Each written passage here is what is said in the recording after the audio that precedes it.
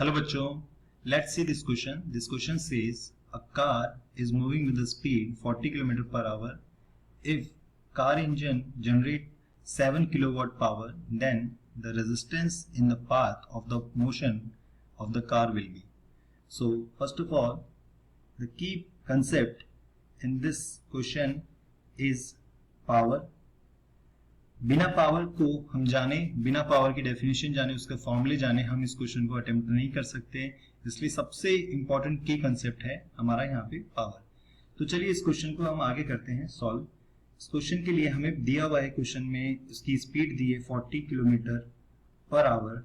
सबसे पहले उसको हम मीटर पर सेकेंड में लिखेंगे, तो उसके लिए कन्वर्ट करने के लिए हम 5/18 से मल्टीप्लाई करेंगे उसको, तो ये आ जाएगा हमारे पास में, इसको कट कर देंगे 9 से, ये आ जाएगा 20 और ऊपर आ जाएगा हमारे पास में 100/9 मीटर पर सेकेंड। क्वेश्चन में हमें पावर दिया हुआ है, पावर कितना है 7 किलो वाट, तो उसको हम किलो को वाट में कन्वर्ट कर लेंगे, तो ये आ जाएगा 7000 वाट।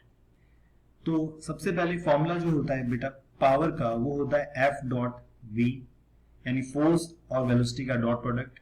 जैसे मान लो कि कार है, कार का जो इंजन है वो इस तरफ आगे उस पर फोर्स लगा रहा है और उस पर पीछे कोई एक रेजिस्टेंस फोर्स लग रहा है, लाइक एक एयर का ड्रैग होगा, एयर ड्रैग होगा और समथिंग, कोई और इंजन में जो भी कोई फ्रिक्शन वगैरह होगा, तो ओवरऑल जो रेजिस्टेंस आएगा उसका पीछे आएगा और इंजन का फोर्स आगे इस पे जनरेट हो रहा है, जिससे कि कार आगे मूव कर रही है और उसकी वेलोसिटी क्या है यहाँ पे 40 किलोमीटर पर आवर, जो कि कांस्टेंट है।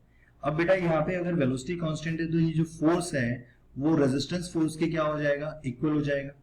वो फोर्स रेजिस्टेंस फोर्स के इक्वल होगा, तो मैं लिख सकता हूं यहाँ पे जो रेजिस्टेंस फोर्स मिल रहा है यहाँ पे वो फोर्स F के बराबर है। और यहाँ से जो इंजन जनरेट कर रहा है पावर, वो कितनी जनरेट कर रहा है 7000, तो पावर की जगह 7000 कर देंगे और फोर्स की जगह हम यहाँ पे जो भी रेजिस्टेंस फोर्स है वो R लिख सकते हैं हम इसको। और वेलोसिटी जो है हमारे पास में वो है 100/9 मीटर पर सेकेंड, तो यहाँ से 20 कैंसिल हो जाएंगे और 9 यहाँ पे मल्टीप्लाई होगा, तो ये आएगा 630 न्यूटन।